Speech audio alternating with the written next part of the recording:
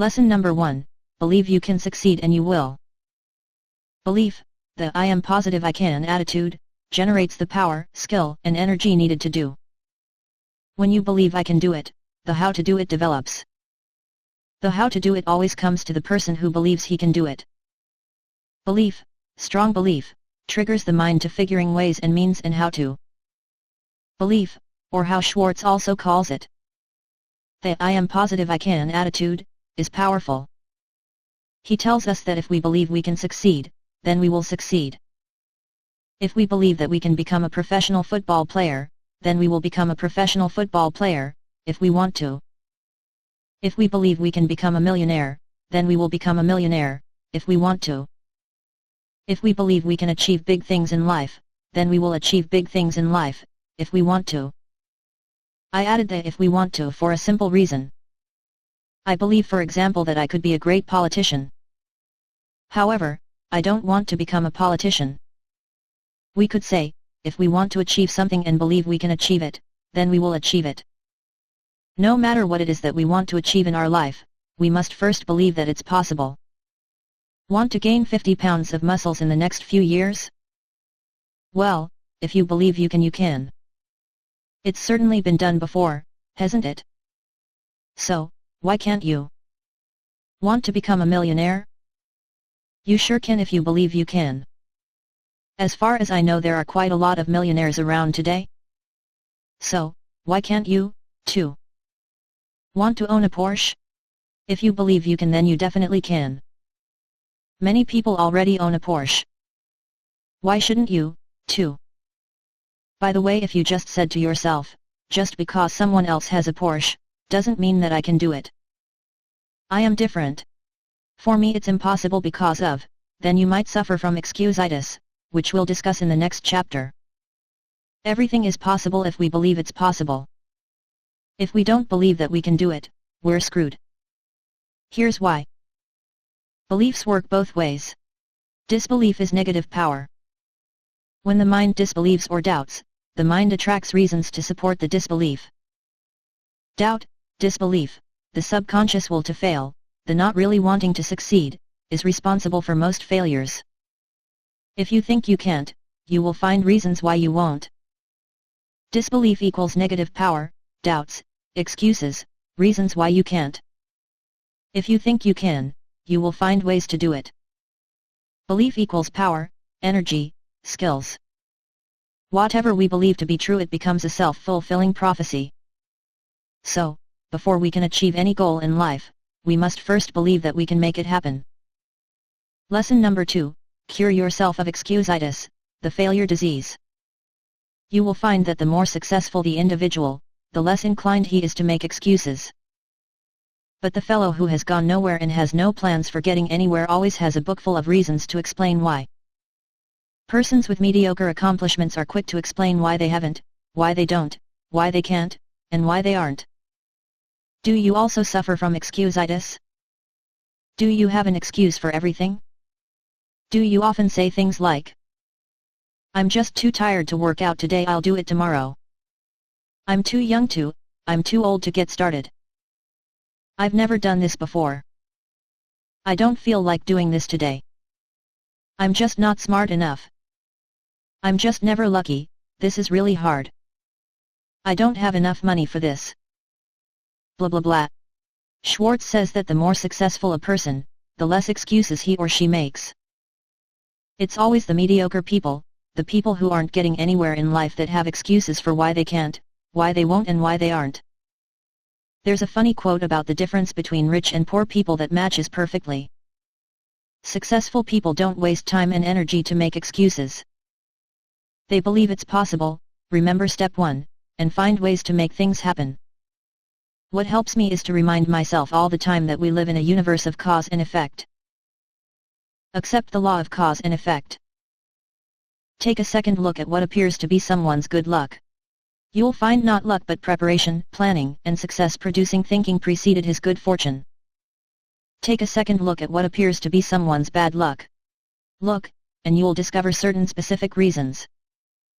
Mr. Success receives a setback, he learns and profits.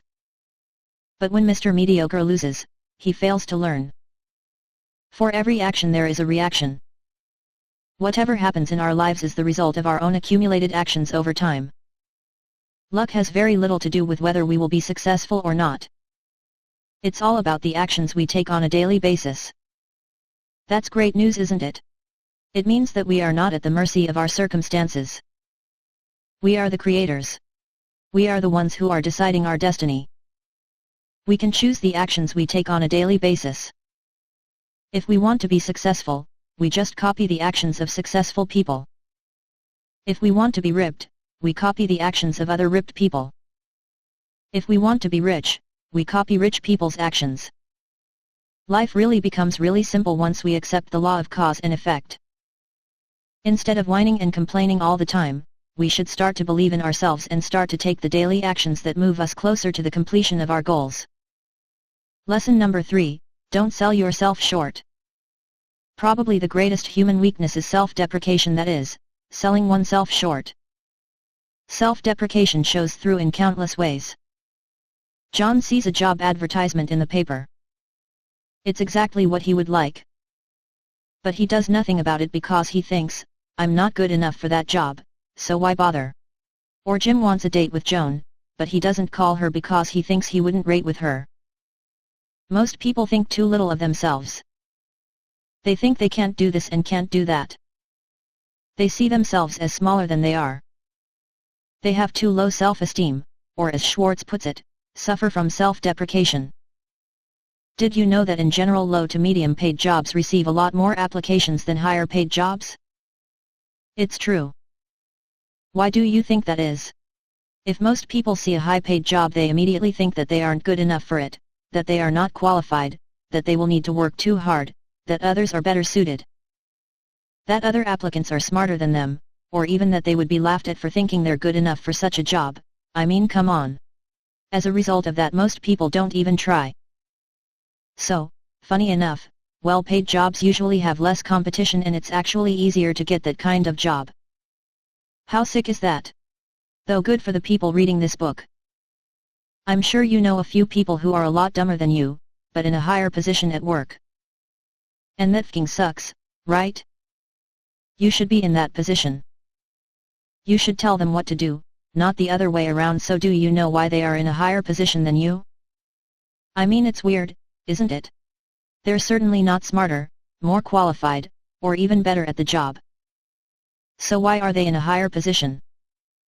Simple, it's because they think more highly of themselves. That's all it is. They think more highly of themselves. They have more self-belief, more self-esteem, a better self-image, whatever you want to call it. They think they can do the job.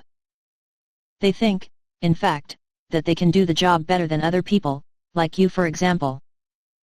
They don't suffer from self-deprecation. They don't see themselves as smaller than they are. They don't think that others are better. No. The opposite is true. They believe they are great. In other words, they don't underestimate themselves or overestimate everybody else. They have a higher self-esteem. The good news is you can do that, too. You just have to realize that you are bigger than you think. Don't underestimate yourself. Remind yourself of this: the human mind has a tendency to overestimate everybody else and to underestimate ourselves. When you think that someone else is much smarter than you, think again. Most people seem much smarter from the outside than they actually are.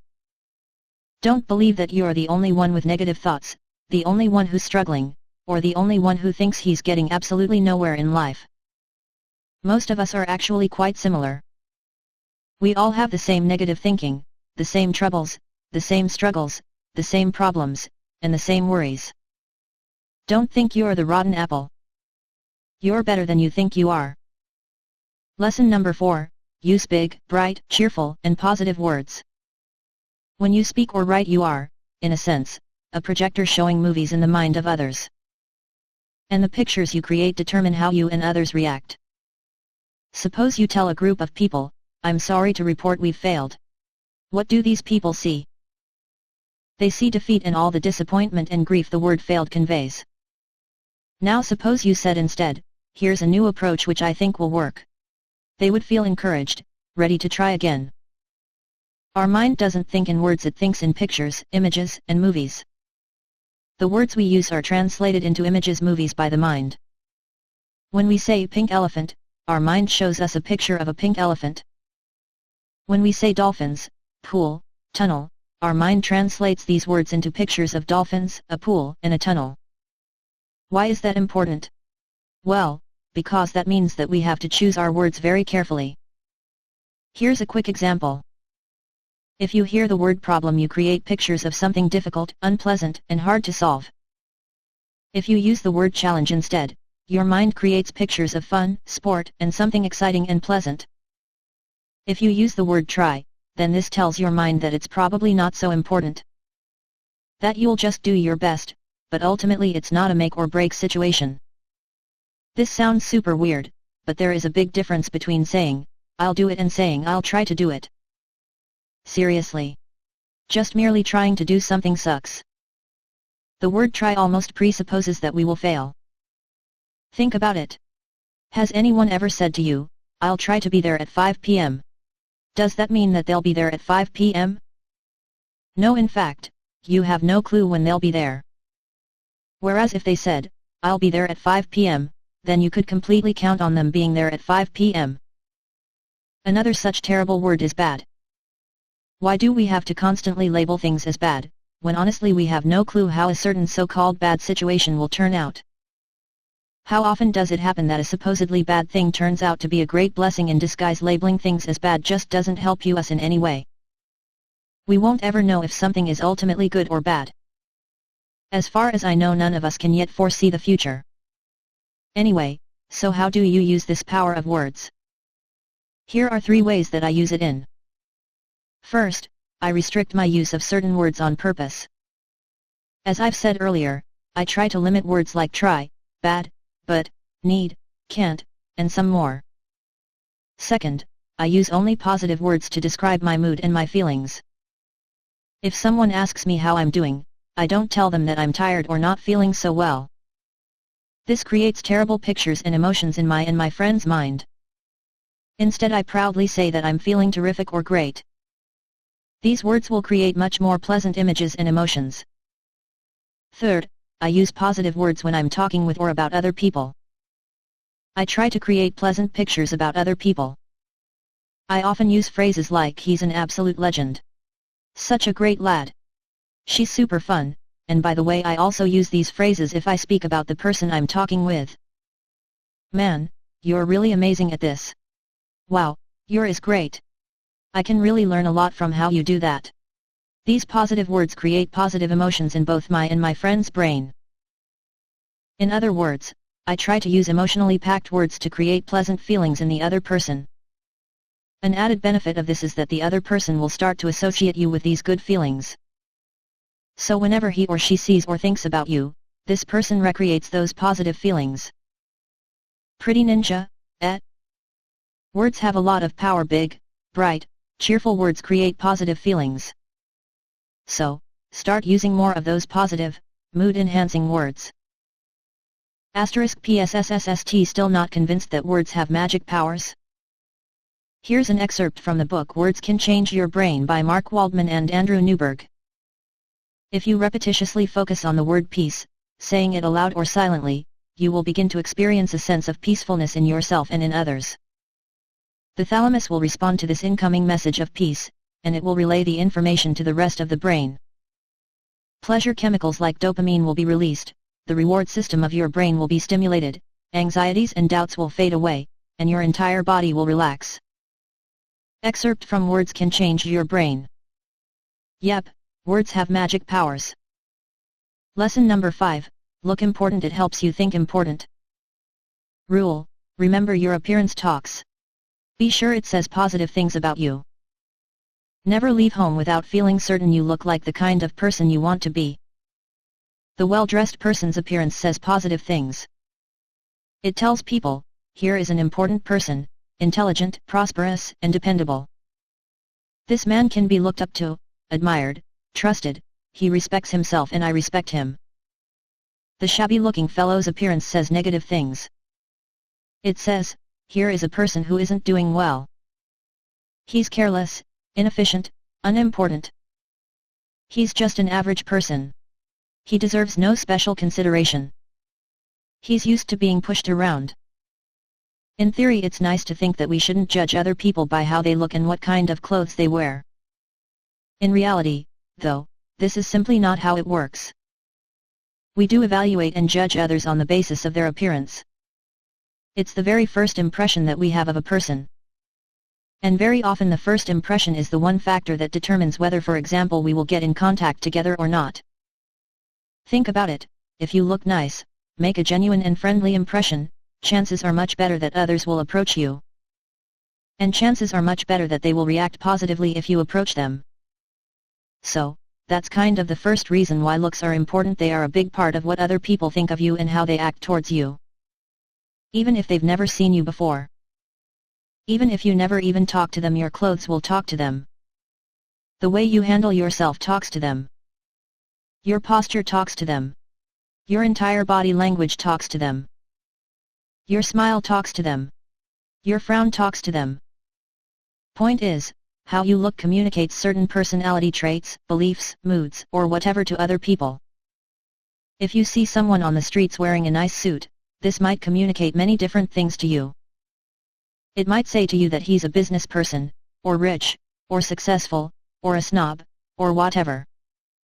How that person looks, will determine what you think about him. That is just a fact. So, if you look like someone with a lot of self-respect, then other people will think that you have a lot of self-respect. And in turn, they will treat you like someone with a lot of self-respect. Hence, they will treat you with a lot of respect. Pretty cool, isn't it? You can basically choose how other people will treat you by choosing what clothes you are going to wear. Body language obviously plays a huge role too, as I mentioned earlier. But wait. There's more. Here comes the real cool part. Your appearance doesn't just affect other people's thinking. Oh no. It will also heavily affect your thinking. Let me repeat that, your appearance will heavily influence your thinking. Your physical exterior affects your mental interior. How you look on the outside affects how you think and feel on the inside. Is that awesome or what? Not only does how you look influence other people, but it also influences you.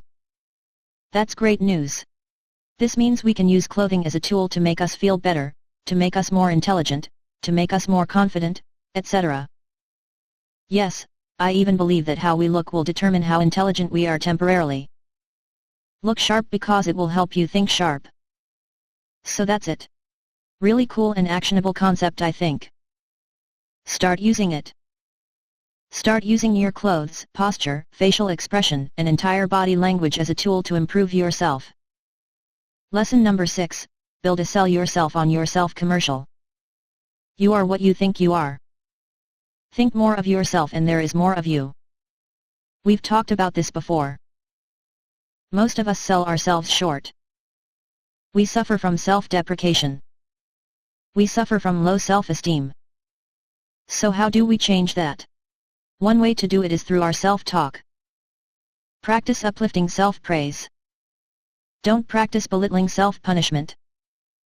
So, how do you talk to yourself? Are you building yourself up? Making yourself stronger?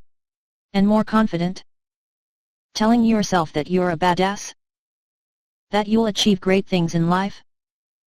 That you're destined for greatness? Or are you belittling yourself? Making yourself small and weak? Giving yourself mental beatings? Telling yourself you're not good enough? That you're a failure? That you won't ever be great? That you'll never achieve much? Sadly, most of us talk to ourselves in a negative way. And it's not our fault either. We were never told how to do it any different. If anything, we were told that we're f***ing losers for having such negative self-talk, doubts, and fears. But how to change it? Nobody has any advice on that, right? So here it is. Here is some advice on how to change that, on how to change the way you talk to yourself. Build your own sell yourself on yourself commercial. Sell yourself on yourself commercials.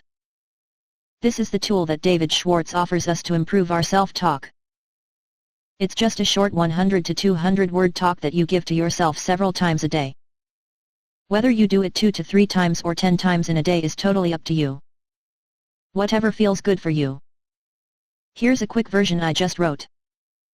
Notice the big, bright, cheerful, mood-boosting words I'm using. Name you're a badass. A real king badass.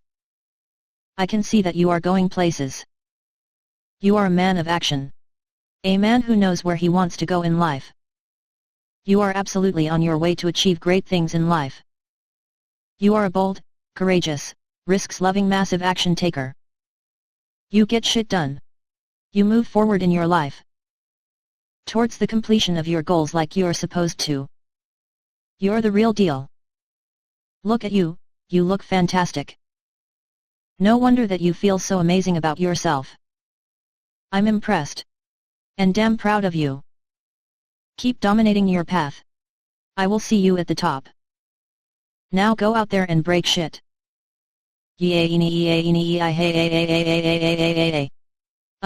Okay, maybe this is just my weird ass way of doing it. The point is, it's all about making yourself bigger, making yourself feel better about yourself, and improving your self-esteem. I'm pretty sure that if you practice this kind of uplifting self-talk, your life will drastically improve. When I'm talking about making yourself better, I'm not talking about developing a big ego. I'm talking about creating a healthy self-esteem so that you can do, be, and have more of what you want in life. Lesson number 7, ask yourself, is this the way an important person thinks? Upgrade your thinking. Think like important people think. Upgrading your thinking upgrades your actions and this produces success. Ask yourself, is this the way an important person thinks? The term important person could be replaced with any other term. Here are a few examples that I think will make it clearer what David Schwartz means. The best version of myself, is this the way the best version of myself thinks? A person with 100% self-respect. Is this the way a person with 100% self-respect thinks? A person with abundant self-love. Is this the way a person with abundant self-love thinks? A mentor of yours, is this the way Tony Robbins thinks? The goal here is to ask yourself if what you're thinking is smart or not. It's to ask yourself whether a more successful / confident / self-loving person would think that way, too. Maybe you have a test the next day and you catch yourself thinking, I'm terribly prepared for this test. I will write a very bad exam and get a super low grade. Man, that f***ing sucks. I'm so dumb. Now ask yourself, is this the way a successful, confident, positive, or self-loving person would think? In this example, definitely f***ing not. So Schwartz tells us that we should upgrade our thinking and start to change negative thoughts like in this example. We should replace them with better, more positive thoughts, and a great way to make this change is by constantly ask ourselves the aforementioned question. In my opinion, changing our thoughts this way is not so easy. I personally prefer to use this question for actions, instead of just thinking.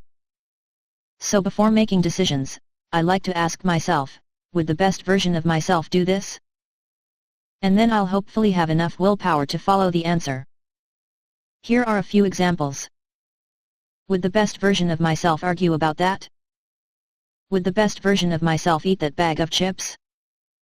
Would the best version of myself read this? Would the best version of myself worry about this? If you obey the answers, you are guaranteed to make better decisions in your life. Your best version of yourself would probably not eat the bag of chips, would probably not watch TV for hours on end, would probably not be on Facebook all day long, would probably not argue about unnecessary stuff, would probably go to the gym, would probably read great books, and would probably eat pretty healthy.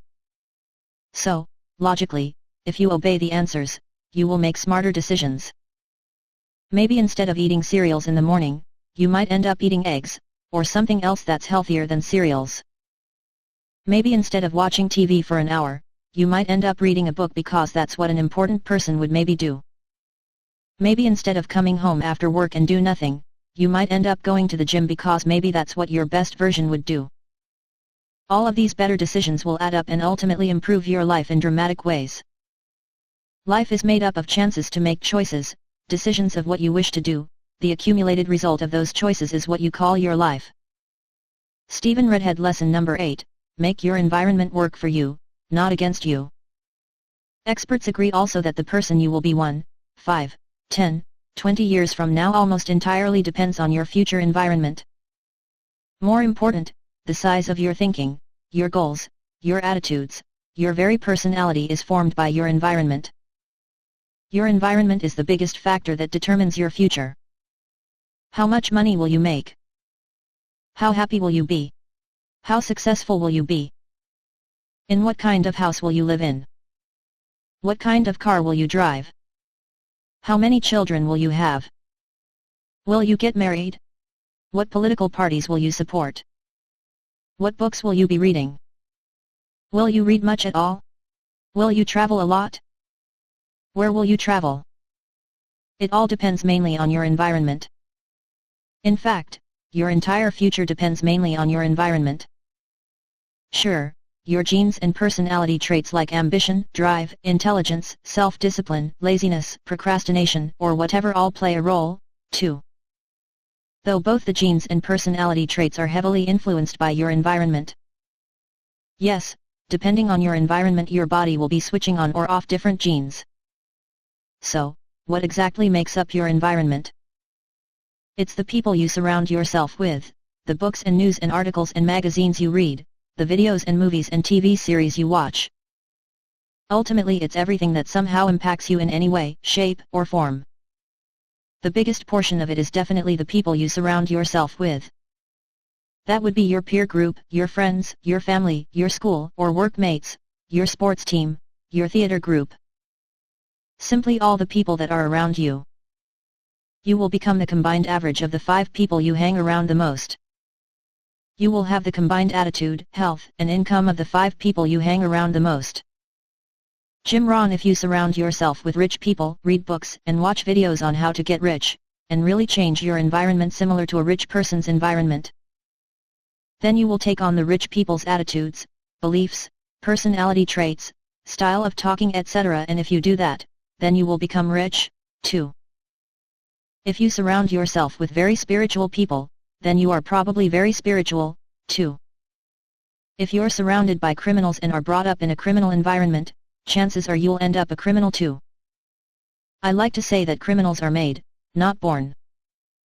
The mind reflects what its environment feeds it just as surely as the body reflects the food you feed it. If you eat healthy food, then you will be healthy. If you eat junk food all the time, then you will be unhealthy. It's obvious, right? Your body reflects the food you feed it. Exactly the same happens with your brain. If you feed it a positive environment, then you will become positive, too. If you feed it a negative environment, then you will become a more negative person. As I wrote earlier, your environment is the biggest factor that determines your future. Therefore it's hugely important that we control our environment as good as possible. Before we look at a few ways to do that, we quickly have to look at negative influences in our environment, namely negators. Stay away from negators. People who tell you it cannot be done almost always are unsuccessful people, are strictly average or mediocre at best in terms of accomplishment. Opinions of these people can be poison. Develop a defense against people who want to convince you that you can't do it. Accept negative advice only as a challenge to prove that you can do it. We must fight off the suppressive influences of our environment. Be extra cautious about this. Don't let negative thinking people, negators, destroy your plan to think yourself to success. Negators are everywhere and they seem to delight in sabotaging the positive progress of others. Let's say you have a great business idea and are super excited. You run off to one of your friends and tell them all about your plan, expecting encouragement and praise. Yet, that's not what happens. Instead you get an answer similar to this: the idea is not bad, but I don't think it will work. The economy right now is really in a bad situation and it would be almost impossible to make it happen. I think it's smarter if you just focus on your job. Bam! That guy just FCK'd you up. Messed with your head. There you were all excited about your plan, ready to make something happen, but no. Instead of encouragement you learn that your idea is lame, that you would be silly for trying, and that you should focus on your job. Well, Thanks a lot. That guy is what David Schwartz calls a negator. Negators are absolutely f***ing everywhere and destroy more dreams, aspirations, and hopes than any other force on the entire world. Negators don't want that other people to achieve big things. How would that make them look? They would feel small, inferior, and like a loser if other people all of a sudden achieved more than them. They don't want that. They want everything to stay the same. Therefore they will discourage you if you want to make something happen in your life. They will tell you that it's ridiculous, that it would never work, that you should be realistic instead, that other people will laugh at you, that you're stupid for wanting to change. That you should be happy with what you have, or whatever. Point is this, negators will try to talk you out of your amazing ideas. Negators are everywhere. Some negators are well-meaning folks.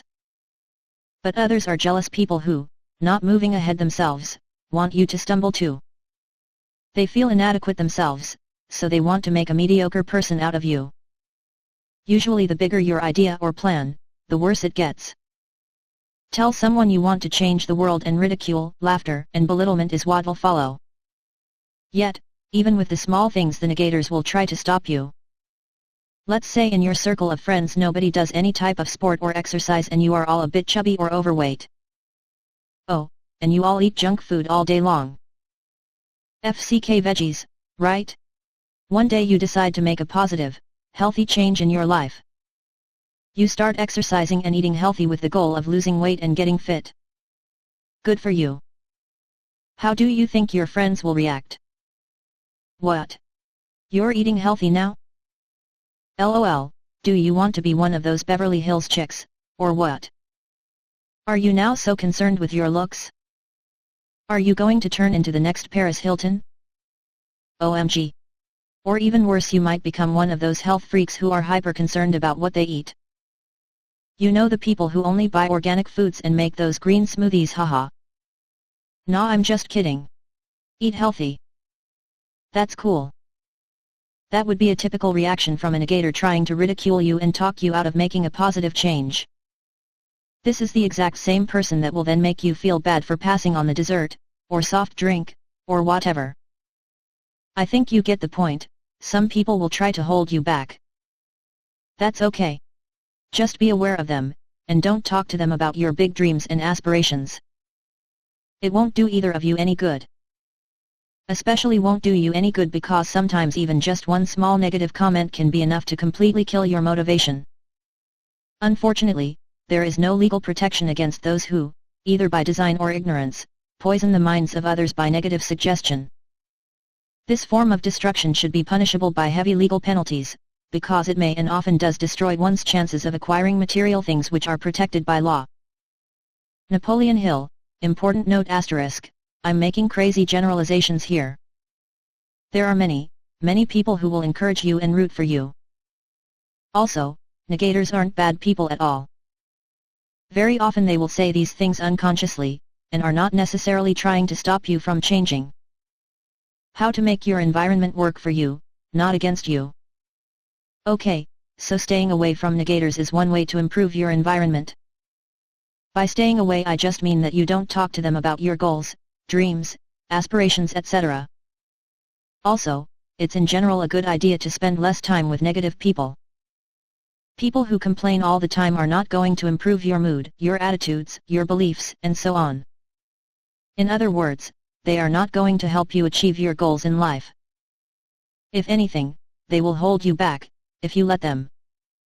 If you have negative friends, co-workers, or family members, you probably can't spend less time with all of them. I get that. There are a lot of other ways to make your environment more positive, uplifting, mood-enhancing, and success-creating. I'll list some below. Reduce the time you spend with negative people who belittle you, bring you down, or kill your mood. Spend more time with positive, excited, ambitious, inspiring, and successful people.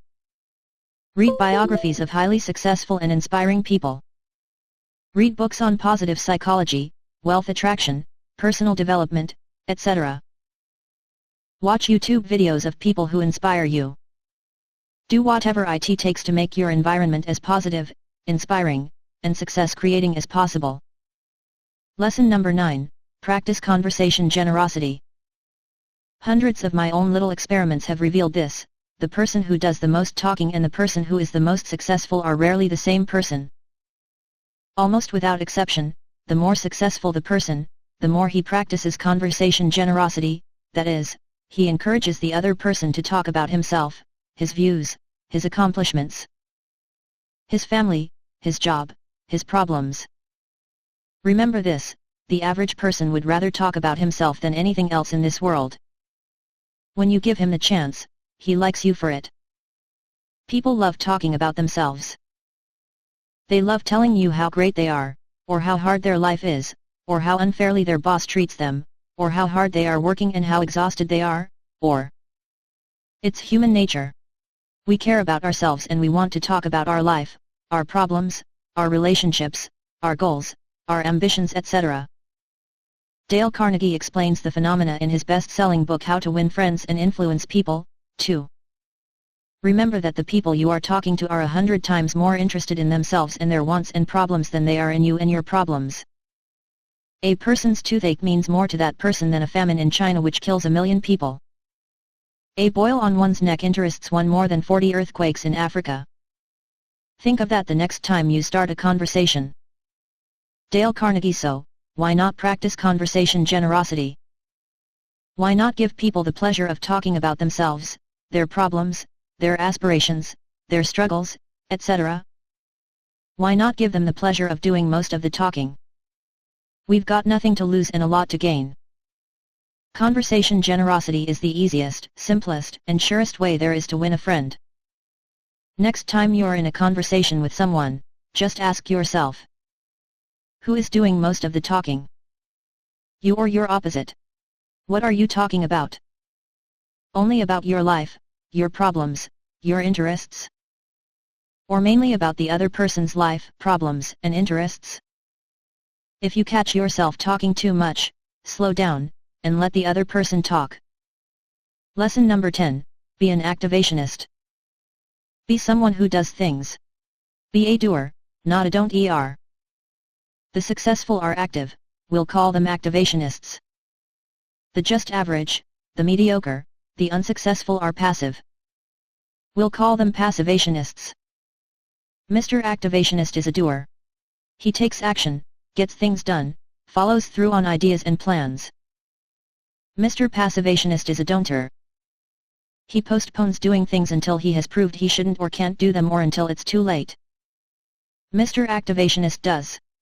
Mr. Passivationist is going to do but doesn't. Are you an activationist or a passivationist? A doer or a don'ter? An action taker or someone who's suffering from a wait-and-see attitude? Most of us, me included, are passivationists by nature. We like to wait for the perfect opportunity, the perfect time, the perfect circumstances, and until we're perfectly prepared. Unfortunately, that means we never get anything done. If we wait until we are absolutely certain and sure before we act, we will never do anything. Maxwell Maltz: let's accept that it will never be perfect. It will never be convenient, and we will probably never be 100% certain of success. To get ahead in life, we must learn to take imperfect action. We must start to make things happen and move forward whether we feel like it or not. We must become massive action takers. If we have some goals that we want to achieve, it's important to take action and move towards the accomplishment of those goals. It won't help us to overanalyze, make detailed plans, wait for a perfect opportunity, or prepare ourselves even better. Instead, what helps us to actually achieve our dreams is to take action. We have to make that phone call, enroll in the training program, start going to the gym, change our diet, sign up those guitar lessons, start writing that book. Or do whatever it is that will move us towards the completion of our dreams and aspirations. Things may come to those who wait, but only the things left by those who hustle. Abraham Lincoln: in my own life, I like to remind myself that nothing works the first time. Think about it. When you tried riding a bike for the first time, did it work? Probably not. When Bradley Cooper started acting, do you think his first ever role in a movie was a big success? Probably not. Whenever we try something new, we're usually not very good at it. Yet if we never start, how could we ever get better? Answer: we can't. We need some sort of feedback to course correct and get ahead faster. I want to make another example to make this really clear for you. Let's say you want to lose weight. You could read hundreds of articles, every book on diet and nutrition that is out there, and you would still not lose a single pound unless you actually took action and started changing your diet and developed an exercise habit. We can't read ourselves thin. We can't think ourselves rich, and we can't hope ourselves successful. We must take action and actively do something. In lessons number 11 and number 12 you'll learn a good way of continuously taking action. It's pretty simple, too. We must set goals, create a plan, work the plan and create a new plan if we fail. I'm getting ahead of myself, so let's move on to the next point. Lesson number 11, blend persistence with experimentation to guarantee success. Persisting in one way is not a guarantee of victory. But persistence blended with experimentation does guarantee success. Many ambitious people go through life with admirable persistence and show of ambition, but they fail to succeed because they don't experiment with new approaches. Stay with your goal. Don't waver an inch from it. But don't beat your head against a wall. If you aren't getting results, try a new approach. Persistence blended with experimentation guarantees success. Let me repeat that. Persistence blended with experimentation guarantees success. The first person that came to my mind when reading this was Thomas Edison, one of the most successful innovators in all of human history. He's probably most famous for inventing the light bulb. Yet, he's almost equally as famous for failing over 10,000 times, before making the light bulb work successfully. 10,000 fucking failures until he succeeded. 10,000 new experiments until he finally hit the jackpot. He stayed with his goal. He didn't waver an inch from it. But he did not beat his head against the wall. Oh no, he tried new approaches, and guess what? It worked. Persistence blended with experimentation worked. If the first plan which you adopt does not work successfully, replace it with a new plan. If this new plan fails to work, replace it, in turn with still another, and so on. Until you find a plan which does work. Right here is the point at which the majority of men meet with failure, because of their lack of persistence in creating new plans to take the place of those which fail. Napoleon Hill: let's say your goal is to gain some muscle mass. Your first plan is to go jogging 3x per week. You take action on your plan and actually do go jogging 3x per week for a month. Unfortunately, you realize that you haven't built any new muscle mass at all. Your first inclination is to quit and give up, but then you remember that persistence blended with experimentation guarantees success. So you create a new plan. You now work out with weights 3x per week. You dominate the action taking and push through for a month. After that first month of consistent working out with weights, you realize that you built some muscle mass. Great! This new plan works. Now you know how to build muscle mass. The ingredients in this small success were, first, taking action on your plans as learned in the previous chapter. Second, being persistent in following your plan. And third, making a new plan experiment after the first plan experiment failed. It's as simple as that. Yet, without taking action you could have never achieved your goal. Without humble persistence you could have never done it either. And without experimentation you would probably still be jogging 3x per week and wonder why you aren't building any muscle mass. So, whatever goal you have in life, come up with a plan to achieve it and start working the plan. Remember, be an activationist. If you achieve your goal, great. If not, come up with a new plan and try again until sooner or later you achieve your goal guaranteed. Lesson number 12, use goals to help you grow. Nothing happens, no forward steps are taken until a goal is established. Without goals individuals just wander through life. They stumble along, never knowing where they are going, so they never get anywhere. Goals are as essential to success as air is to life. No one ever stumbles into success without a goal. No one ever lives without air. Get a clear fix on where you want to go. Nothing happens until a goal is established. No forward steps are taken until a goal is established. Without goals you are leaving your life to chance. Let that sink in for a bit. If you don't know what you're chasing, how will you ever catch it? If you don't know what you want from life, how can you possibly get it? If you don't know where you're going, how would you know if you've arrived? Goals have magic powers. Energy increases, multiplies, when you set a desired goal and resolve to work toward that goal. Many people, millions of them, can find new energy by selecting a goal and giving all they've got to accomplish that goal. Goals cure boredom.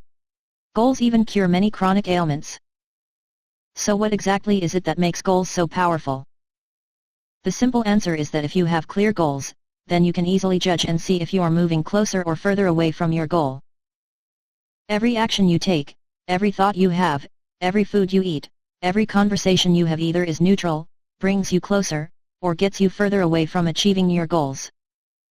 Once you have a clear goal, you have a path to walk on every day. You know where you're heading and can focus your time and effort on achieving your goals, instead of being sidetracked by diversions and distractions all the time. You have a reason to do certain things. It all of a sudden makes sense to eat healthy or read that book because you know it will help you get to where you want to be. You know why certain menial things like eating healthy, exercising, or meditating are important for you, because they will help you achieve your goals. If you're not convinced that goals are powerful, or if you think that you already have goals and don't need to write them down, please read this paragraph from Brian Tracy's book No Excuses. In 2006, USA Today reported a study in which researchers selected a large number of people who had made New Year's resolutions. They then divided these people into two categories: those who had set New Year's resolutions and written them down, and those who had set New Year's resolutions but had not written them down. 12 months later, they followed up on the respondents in this study, and what they found was astonishing. Of the people who had set New Year's resolutions but had not written them down, only 4% had actually followed through on their resolutions. But among the group who had written down their New Year's resolutions, an exercise requiring only a couple of minutes, 44% had followed through on them. This is a difference of more than 1,100% in success, and it was achieved by the simple act of crystallizing the resolutions or goals on paper. Excerpt from No Excuses by Brian Tracy. I hope that convinces you of the power of written goals.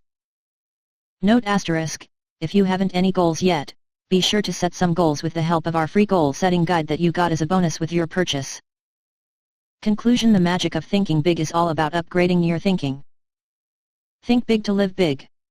Think and believe you can succeed, and you will. Positive belief will get you all of the energy, power, and skills needed to succeed. Think and believe you can't succeed, and you won't. Negative belief will get you negative power, doubts, excuses, and reasons why you won't succeed. Whatever you believe to be true, it's a self-fulfilling prophecy. So, how do you upgrade your thinking? How do you stop selling yourself short? How do you start believing in yourself? Well, you could start by curing yourself of excusitis, the failure disease. Start using big, bright, cheerful, and positive words more often. Use them to talk about the positive events in your life, instead of whining or complaining about being a little bitch. Start updating your wardrobe, your body language, and your facial expressions. Look more important to feel more important. Build yourself a sell yourself on yourself commercial. Ask yourself, is this the way an important person thinks, acts, or feels? Stay away from negators and start deliberately making your environment more positive, uplifting, inspiring, and success-creating. Take more action in your life. Become a doer. Become an activationist. Be more persistent in your endeavors and don't give up at the first sight of defeat. Practice conversation generosity and let other people do most of the talking. They will love you for it anyway. Start setting goals for your future and achieve anything you want in your life. And last but not least, don't sell yourself short. Don't let other people belittle you. Don't let anyone discourage you or talk you out of your dreams. You're better than you think you are. You can do, have, and become anything you've ever dreamed of. But you must start believing.